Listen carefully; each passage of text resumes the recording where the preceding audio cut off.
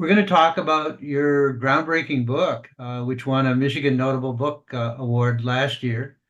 Um, Audrey, where are you located now? Where do I you live in live? Hanover, Pennsylvania, which is South Okay, Central. so, which is the center of the universe right now for the election. It Yes, appears anytime I turn on TV, somebody's in Pennsylvania. yes. Um, your book was groundbreaking, I think, because it covered something that the people, at least of Lansing, Michigan, and probably the state of Michigan, had certainly a different opinion about, and it was the Morlock sisters.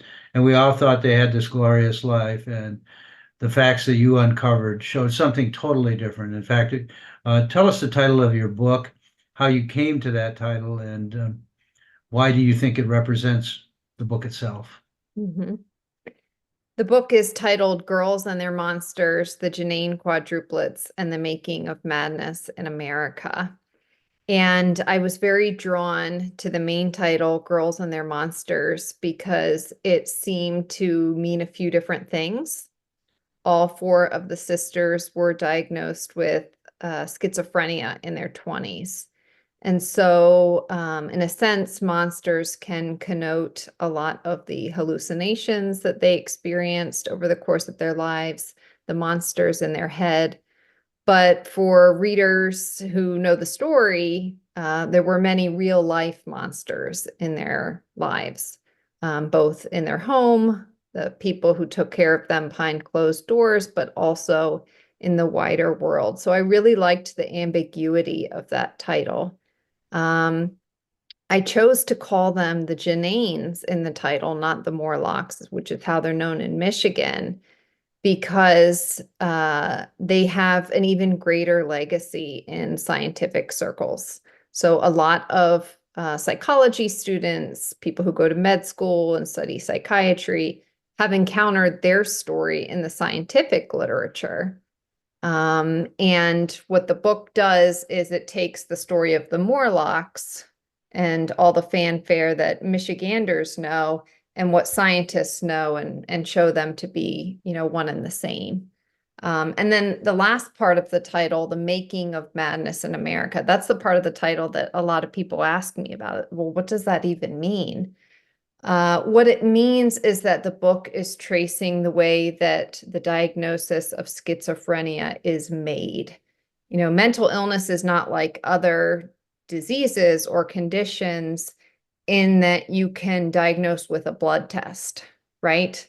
And so it's always a disease that is being negotiated by experts. And we like to think of it as being objective and scientific, but what's happening in the background as scientists work is always working its way into the science. And so schizophrenia is a disease that has changed over the last 100 years. In the early part of the 20th century, it was thought to be a disease of middle-class housewives. And in the civil rights era, it got recoded as a disease that was associated with agitators.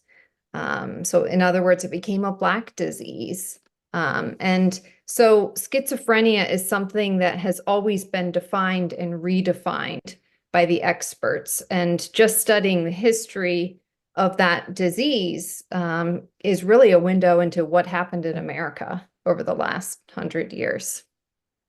One of the things when we talked previously that really fascinated me is I always ask authors, what was the impetus for the book, the story? How did you come upon it?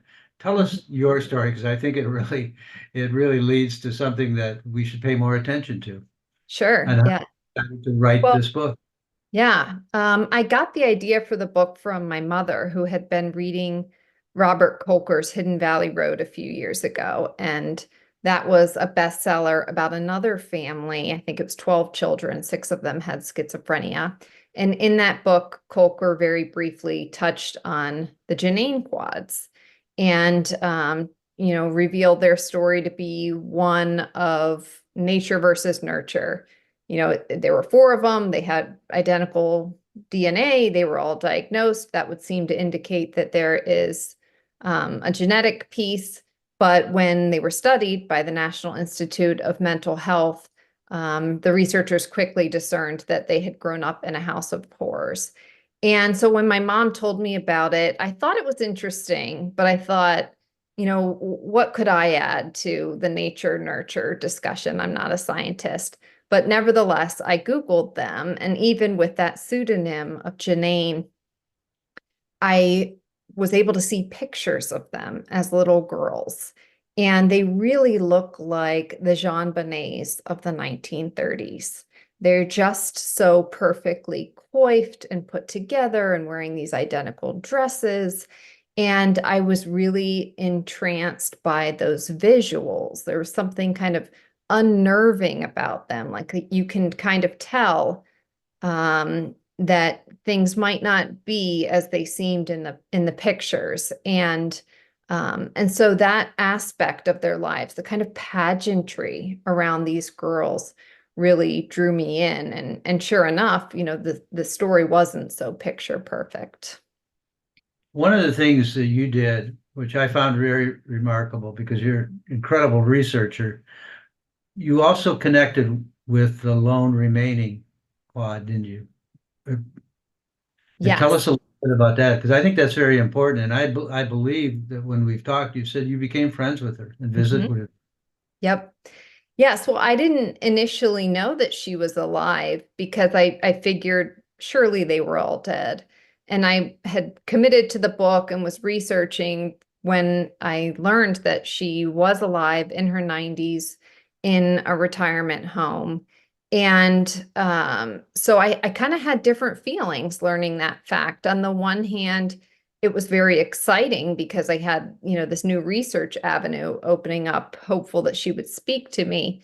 But it also felt like a big burden on my shoulders to know that she was still alive. And I just felt more acutely the pressure to get the story right and to tell it in a way that was respectful of her. So I reached out to her son through Facebook, and I think he kind of, felt me out a little bit, and then decided I was safe enough, and he shared her information, and I called her. I came out to Michigan to meet her, and we did become friends. We probably logged hundreds of hours on the phone, sometimes FaceTime. And she's still alive, actually. She's 94. She's still very alert and with it. And she was really proud that somebody had found her after all these years. She enjoyed such celebrity as a child and always felt very special. But after her sisters died, she kind of faded out of public view. And I think that has a lot to do as well with the fact that quadruplets are not a novelty to us in the days of IVF, and it's just not as unusual. And so she'd kind of faded out of public consciousness and was just very curious about me and about the fact that somebody had found her. And so I think she was excited to be involved and to be part of the book. And we'll come back to that again because I have some questions relating to the conversations you had. But one of the things that I also like to ask is, what's your first memory of you personally deciding, I think I might want to be a writer? When did that happen for you? Mhm. Well, I have a very vivid memory of being a young child. I grew up in Baltimore and we lived near a cemetery, and we would always go take walks in the cemetery. And I was very morbidly curious about the dead, and especially the dead who lived in these mausoleums. I would like to peer in and see the flowers and the ephemera. And so one of the first poems that I wrote was actually about a mausoleum. And I think even then I understood that writing was a way both to um, indulge curiosity, but also to attain a deeper knowledge about something, especially something that wasn't spoken about. When you, excuse me, one of the things that our listeners like to know is, can you describe in maybe 3 words or more or less, your life kind of as a writer Hmm. and why? Hmm. Yeah, I would say that three words that describe me as a writer would be dark, strange, bold. Dark and strange because I am drawn to these weird stories about human depravity. I've always loved true crime, history. I would say bold because I try not to be afraid to discomfit readers, to confront them with the truth, whether it's the truth about America or about human nature. I think that it's important for people to be confronted by the truth and to kind of be jostled out of their familiar ways of knowing. I really like books that pull the rug out from under me and that push me outside of my comfort zone. And so I try to do that with readers. How much does, I guess the term, and it can mean a lot of things to different people, empathy play into your writing? Mhm. Yeah, I think that empathy is especially important in stories like the ones I've written where there is so much violence and darkness. I think that you know, in the case of the quadruplets, it was a lot of work to try to muster empathy for some of the people who had harmed them, including their parents. But I do believe that writing almost always leads to greater empathy because you are spending time with somebody for hundreds, even thousands of hours. And so, in the course of my writing, I only had more heart for some of the quote unquote evil characters.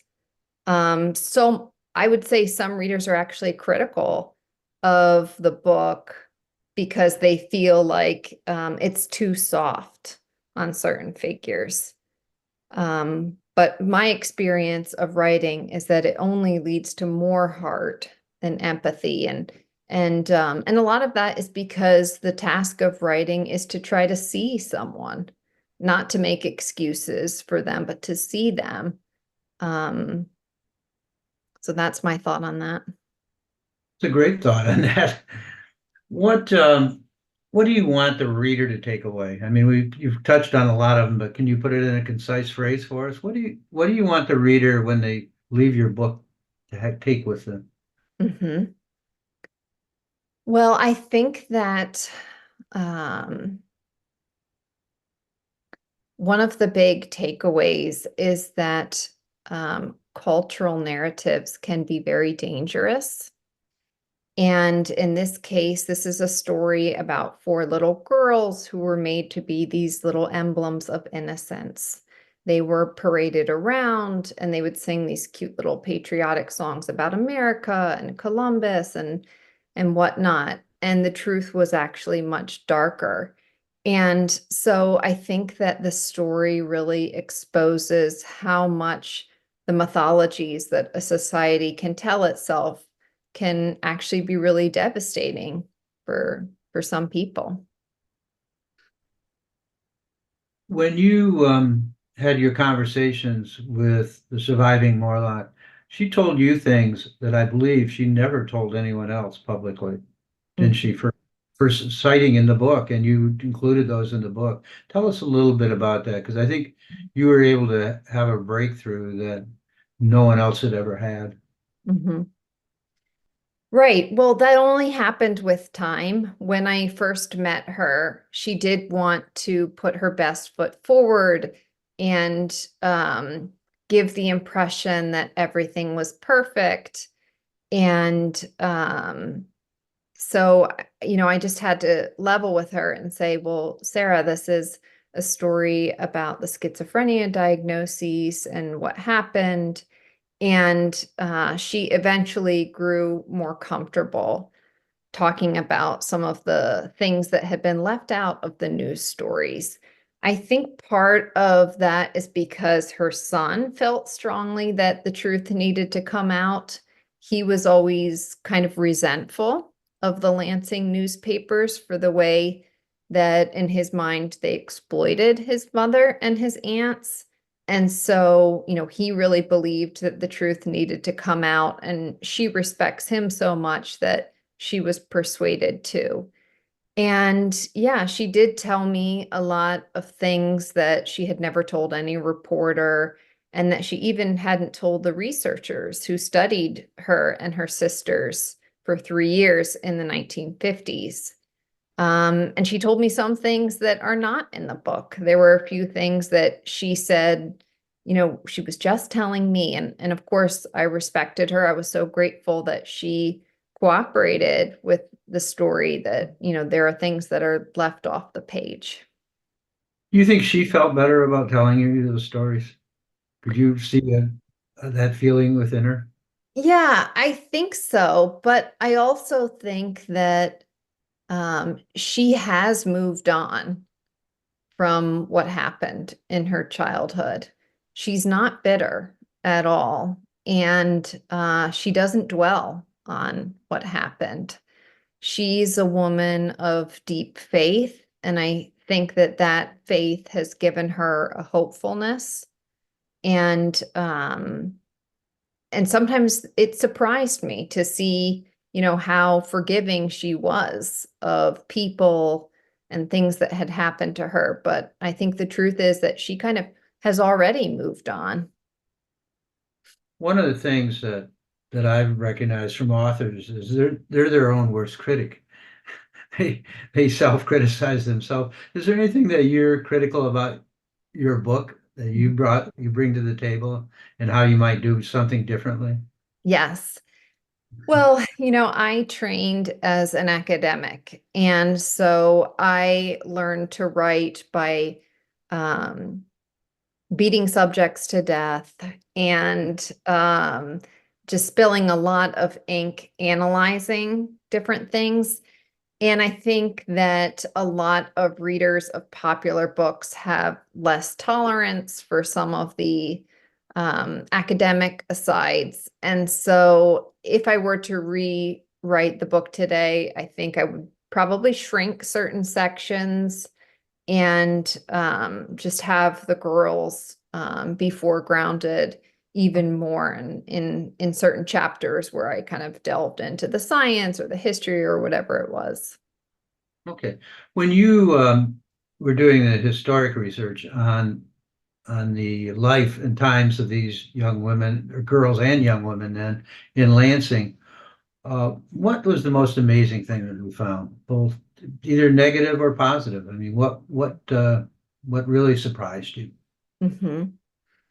Well, I was really surprised to find that there was a kind of foil family in town, um, over and against which the Morlocks were being defined. So I've mentioned how these four sisters were sort of paraded around as these emblems of innocence, and this all-American family who were really being used as a screen onto which society could project, its own fantasies about America, and about the white Christian family. And I was shocked to learn that there was another family really just miles away who served the opposite role, screen onto which people could project their fears of racial integration because the family was Black, um, their fears about Black criminality, and welfare dependency, and that family turned out to be the family of Malcolm X. So that was pretty stunning to me, to think that here in the same town, you have these two families. One of them is under surveilled. Nobody talks about what happens behind closed doors in the Morlock home. And then this family that's over surveilled, where authorities are always busting into the house without knocking, and scrutinizing the family and the decisions that are being made in that home. The stark contrast really made an impression on me, How especially much with. how much did this book take out of you personally? Because this is an emotional book, and it had to be at some points pretty gut wrenching for you. Do you think? Mhm. Yeah, it is a really dark story, but I think that there were little flickers of light that kept me going. I think that Sarah's friendship was very life-giving for me. As I was writing it, I was having these really wonderful conversations with her almost daily at some point. And so that kept me going. But, there is a little light at the end of the tunnel in that, she went on to have two children. One of her sons is still alive, and they have a really beautiful relationship. And it's also hopeful to think about the friendship and the love that the sisters had for one another. They had a bond that I don't think I could ever comprehend, not having a twin and not having a twin who went through these same things. And so, as dark as the story was, there were like these bursts of light. They were very protective of each other, you write in your book, and watched out for each other, which I thought that was very inspirational. Mm-hmm. What, when you won the Michigan Notable Book Award, who was the first person you told? Mm-hmm. I think it was probably my dad because he's retired. And so he would have been someone who could pick up the call. And he's a big cheerleader of mine. So I don't remember what he said, but I'm sure that he was very happy for me. Good. What books are you currently reading, and how are they affecting you? Hmm. Well, I have started to go through John Koenig's Dictionary of Obscure Sorrows, which is a book that invents terms for different human feelings. So the terms, he's trying to find language for these common sensations that don't have an existing word in the language. And it's just really inventive and playful and goes to show what words can do. And the other book that I've read that I recommend to a lot of people is Story of a Poem by Matthew Zapruder. And it's a memoir all about his construction of one single poem over the course of a year. And it also tells of how when he was writing this single poem, he was also grappling with his son's autism diagnosis.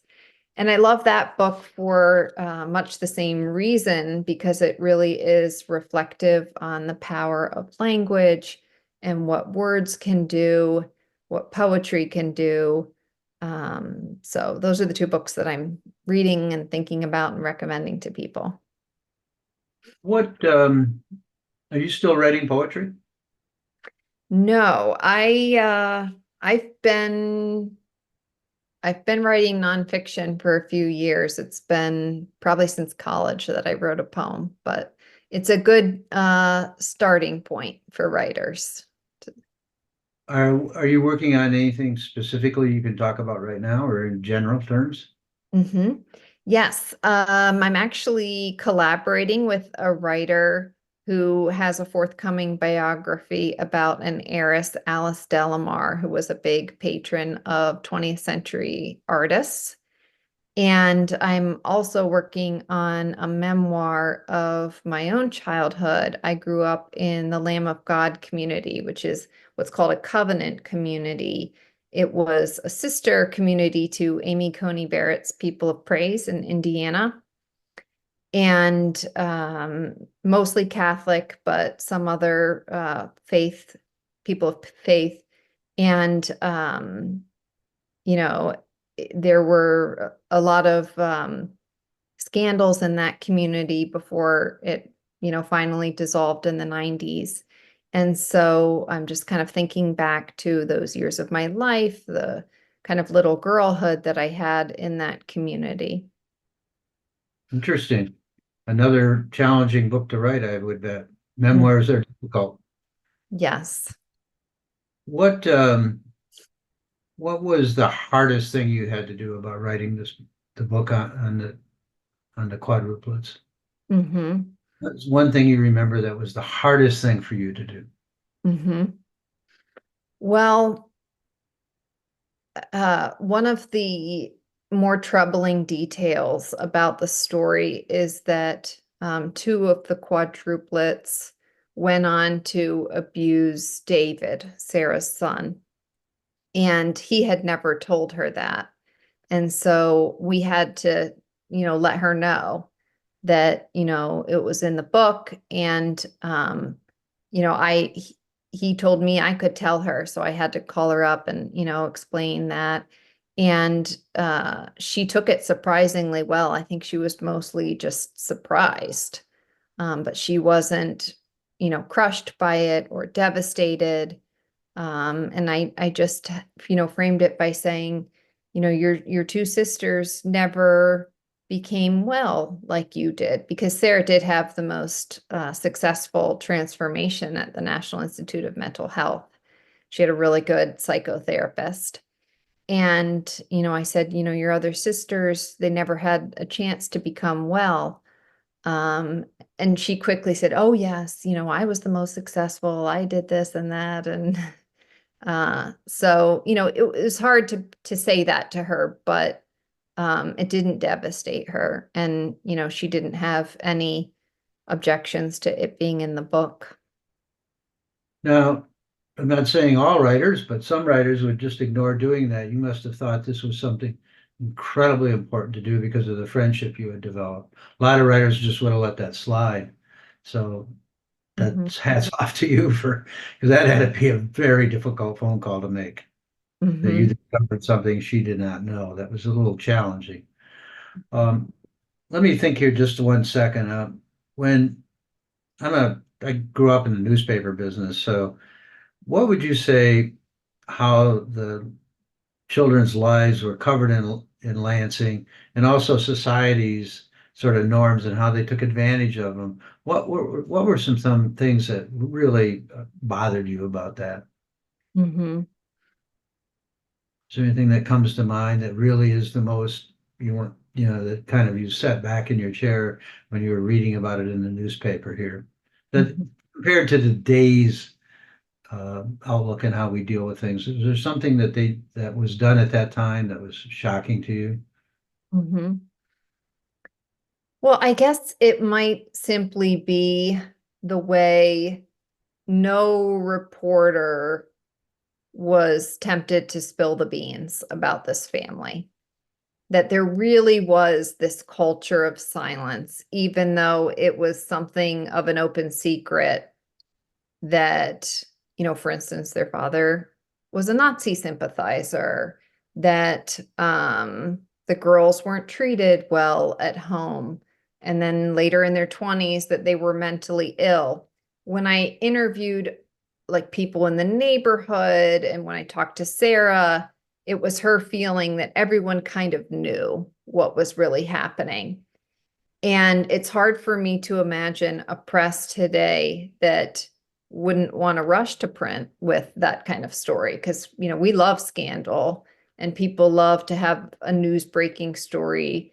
News is now written for clicks. And so it's kind of surprising to me to think that there had to have been a lot of people that were complicit in kind of keeping the truth hidden from view.